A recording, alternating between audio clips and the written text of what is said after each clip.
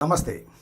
ఈరోజు power star Pawan Kalyan గారు నటించి విడుదల కాబోతున్న ఒరిజినల్ గ్యాంగ్స్టార్ ఓజీ గురించి మీతో కొన్ని అంశాలను పంచుకుందామనే ఉద్దేశంతో మేము ముందుకు వచ్చాను.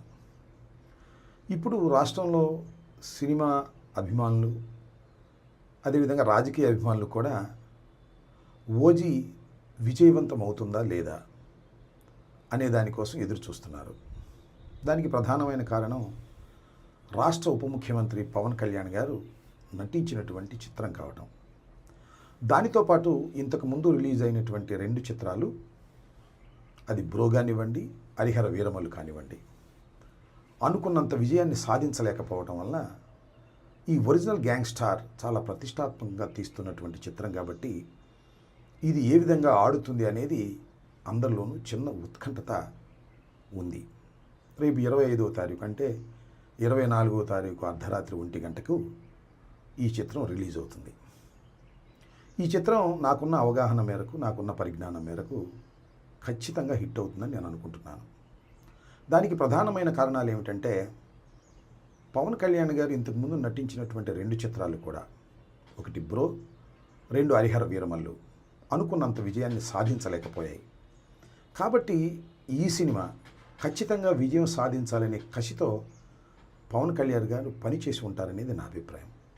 దానితో పాటు డైరెక్టర్ కూడా గత 2 సినిమాలు అంతగా విజయం సాధించలేదు కాబట్టి ఈ చిత్రాన్ని విజయం సాధించే విధంగా మనం గట్టిగా కృషి చేయాలనే పట్టుదల ఆయనలో కలిగి ఉంటుంది. 3వది దానయ్య గారు, ఈ చిత్ర నిర్మాత.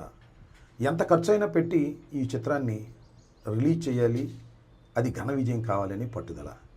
ఈ పట్టుదల మధ్యన జరిగినటువంటి ఈ చిత్ర షూటింగ్ వల్ల కొంత మెరుగైనటువంటి ఫలితాలు వస్తాయని, ఖచ్చితంగా ఈ సినిమా అన్ని జాగ్రత్తలు తీసుకొని ఉంటారని నేను భావిస్తున్నాను. ఆ నమ్మకంతోనే ఈ సినిమా విజయవంతమవుతుందని నేను భావిస్తున్నాను.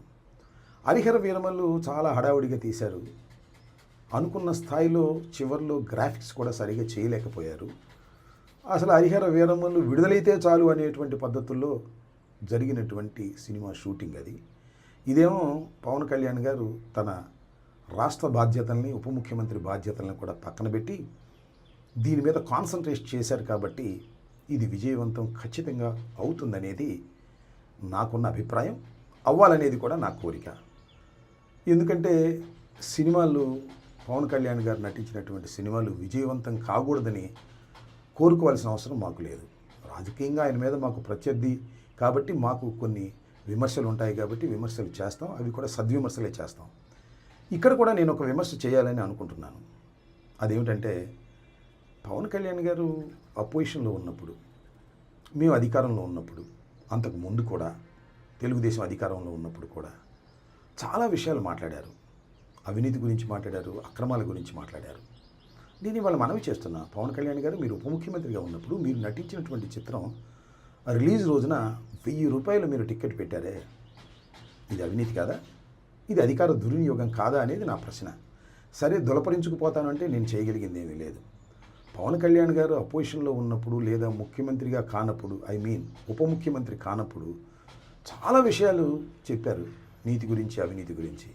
కానీ అధికారంలోకి వచ్చిన తర్వాత ఏమీ తేడా లేదు.